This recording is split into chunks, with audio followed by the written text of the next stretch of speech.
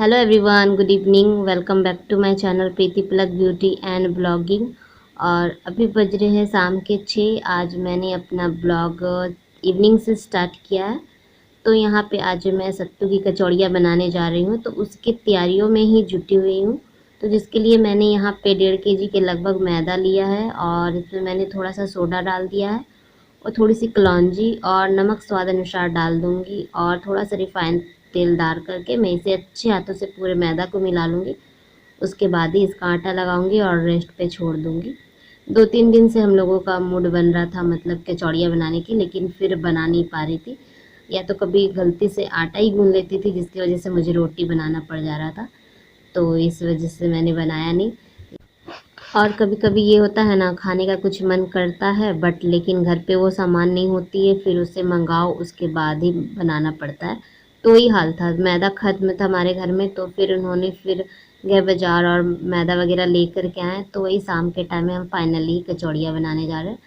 तो यहाँ पे मैं आटा अच्छे से लगा लूँगी और उसके बाद ही जाऊँगी बनाने के लिए।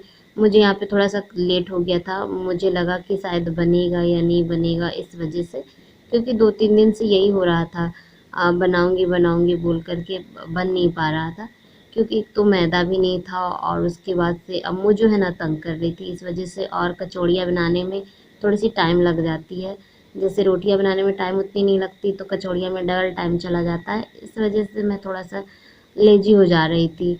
और ये सब जो तलने वाला काम है ना, मेरे से बहुत ज़्यादा, मुझे बहुत ज़्यादा दिक्कत होता है। इसके लिए मुझे 2 जन की ज़रूरत पड़ती है, एक तो मैं खुद और एक साथ में या तलवा दे या बिलवा दे बस। अकेले में मुझे थोड़ा-सा उलझन जैसा लगता है, इस वजह से। और यहाँ पे मैं आटा लगा रही थी, तो जैसे पलक भी आकर के बैठी हुई थी, उसकी आदत है, मैं अगर आटा गूँधूँगी ना तो उससे थोड़ी-सी आटे चाहिए होती है, खेलने के लिए वो माँगती रहती है जब भी। तो मैं भी बचपन में थी तो मैं भी शायद ऐसे ही करती थी। मेरी मम्मी बताती थी मुझे कि तुम भी ऐसे ही किया करती थी। तो वही उसकी आदत है, मैं जब भी आटा लगाने बैठती हूँ तो वो थोड़ा-सा आटा माँग लेती है और बैठ कर के खेलती रहती है। वो कभी कहती है मम्मी मुझे मोच बना दो, कभी अपना बेलन चकला दे दो, मैं रोटी बनाऊँगी, ये कर के वो खेलती रहती है। और यहाँ पे आप देख सकते हो उसने टूथपेस्ट ला कर के फेंक दिया है यहाँ पे। ये नया वाला ही पैकेट निकाला था और रखना भूल गई उस साइड में, तो फिर ये ला कर के यहाँ पे फेंक दिए। क्योंकि अभी ही इसका रैपर जो उतारा था, तो इस वजह से वो ला कर के यहाँ रूम में फेंक कर के चली गई है। अभी मैं इसे हटा देती हूँ, पर लेकिन फिर भी वो ला कर के फेंक दी है। और देखिए यहाँ पे मैंने उसे दे दिया उसके हाथों में, वो लेकर के चली गई यहाँ से। और ये जो सत्तू है ना, गाँव की सत्तू है, इसे मम्मी गाँव से लेकर के आई थी।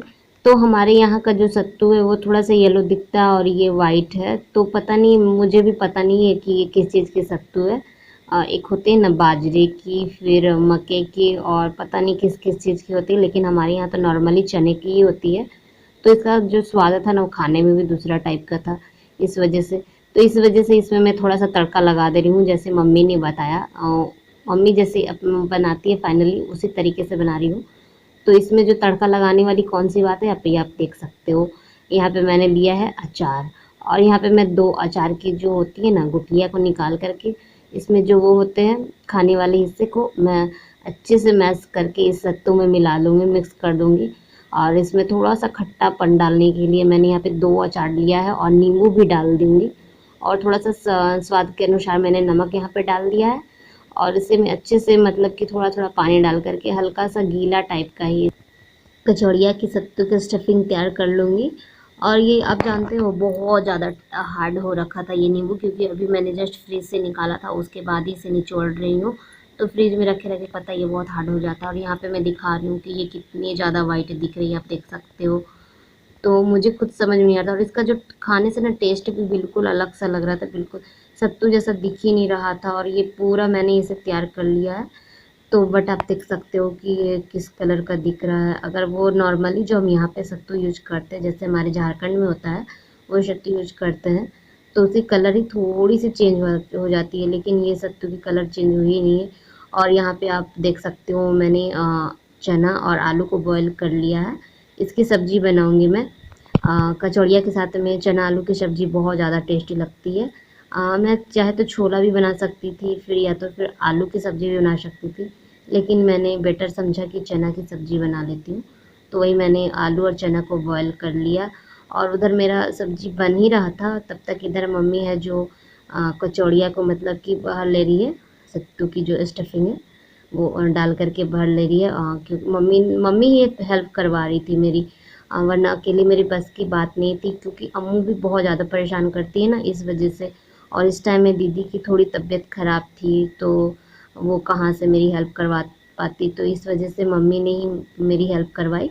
और यहाँ पे मैंने तेल पूरा डाल दिया है, तेल मेरा पूरा हीट हो चुका, आप देख सकते हो थोड़ी सी धुआं फेंक रही है तेल में से, मतलब धुआं निकल रहा है। और यहाँ पे मेरी तेल पूरी हीट हो चुकी थी, तो मैं यहाँ पे जो है कचौड़ियाँ डाल रही हूँ। बस मैं एक ही बार आपको तलते हुए दिखाऊंगी, क्योंकि बहुत ज़्यादा लेट हो जाता है। ये कम से कम मैंने 10 बजे के लगभग 9:30 या 10 बजे के लगभग ही बनाना स्टार्ट किया था, क्योंकि काफ़ी ज़्यादा लेट हो गया था।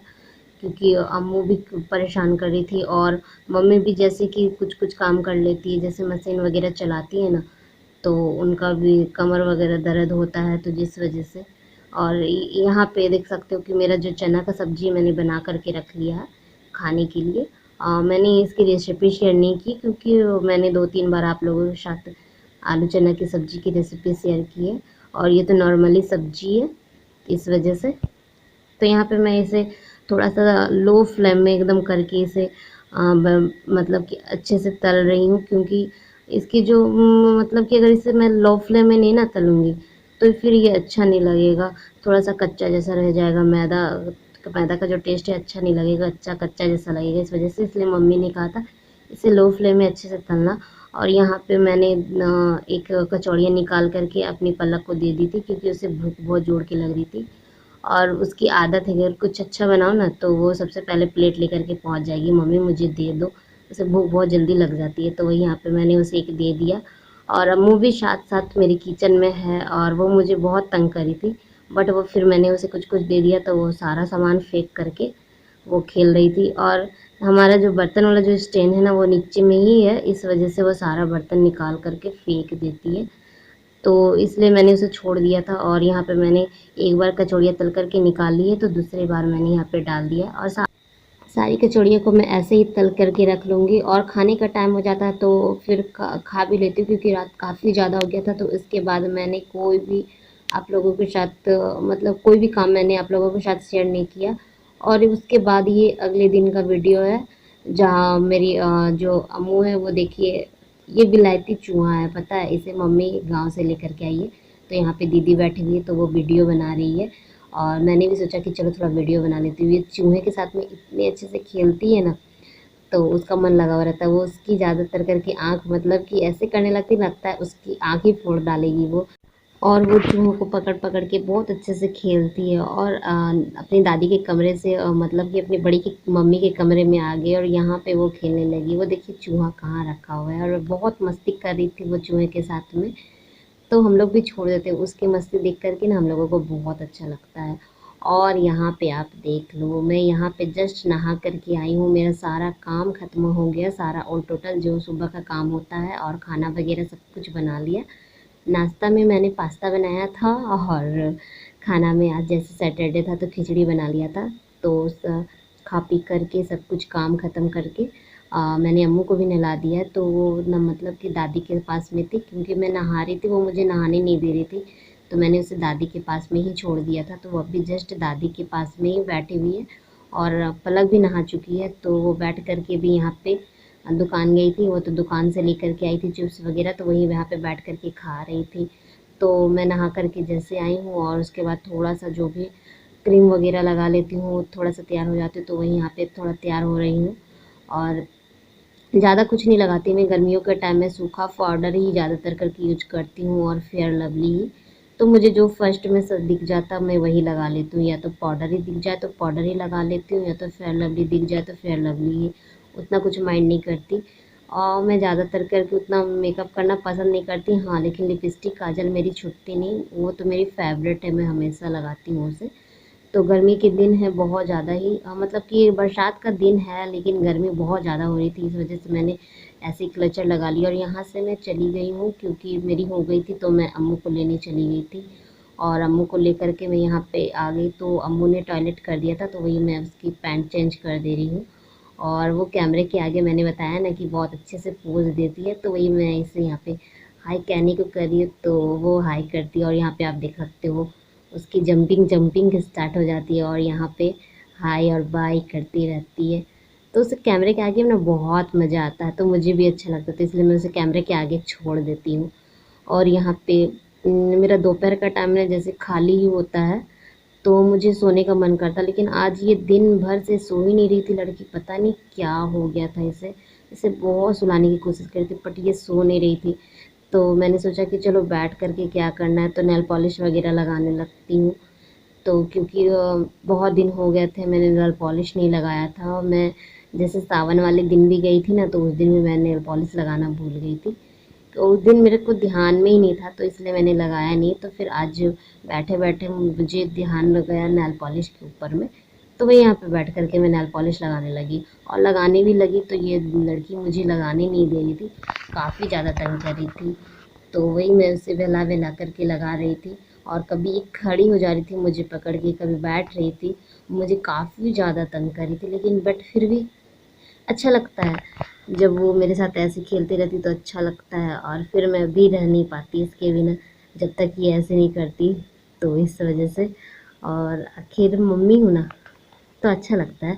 तो यहाँ पे आप देख सकते हो पलक भी आ गई है, और वो भी देख कर के ऐसे ही करती है, बोलती है मम्मी मुझे भी लगा दो। और बच्चे हैं ना, बच्चे की आदत ऐसी ही होती है, बच्चे की जो मम्मी है वो कुछ भी करे, बच्चों की वही आदत होती है कि मम्मी मुझे भी कर दो, मम्मी मुझे भी यही लगाना है, करती है। और एक साइड में आप देख सकते हो चेयर पे कितने सारे कपड़े रखे हुए हैं। ये धोने के कपड़े हैं कुछ कुछ, तो मशीन में भी जैसे मैंने कपड़े रख रखे हैं धोने के लिए।